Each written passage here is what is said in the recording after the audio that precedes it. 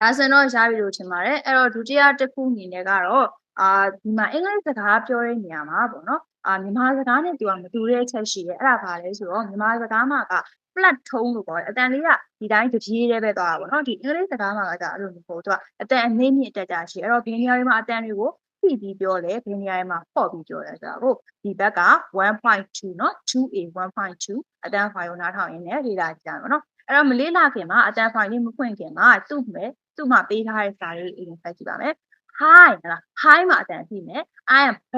Paul မှာအတန်ပြီးမယ် hello နော် lo မှာအတန်ပြီးမယ် I'm Lisa နော် li မှာအတန်ပြီးမယ် nice to meet you Paul nice ရယ် meet ရယ် Paul ရယ်နော်အတန်ပြီးပြောမယ်နောက်ဆုံးတစ်ခု and you နော် you မှာအတန်လေးကိုပြီးပြောရမယ်ဒီဘောအမဲလုံးလေးတွေပြင်ပေးထားတဲ့စာလုံးတွေအကုန်လုံးကအတန်လေးကိုလိုက်ပြီးတော့ပြီးပြီးတော့ပြောပြရမှာဖြစ်ပါတယ်အဲ့တော့အဲ့ဒါလေးကိုအတန်ဖိုင်လေးထပ်ပြီးတော့ share ပေးတော့ပါမယ်เนาะအတန်ဖိုင်လေးကိုတစ်ခေါက်ထပ်ပြီးနားထောင်ကြည့်ပါ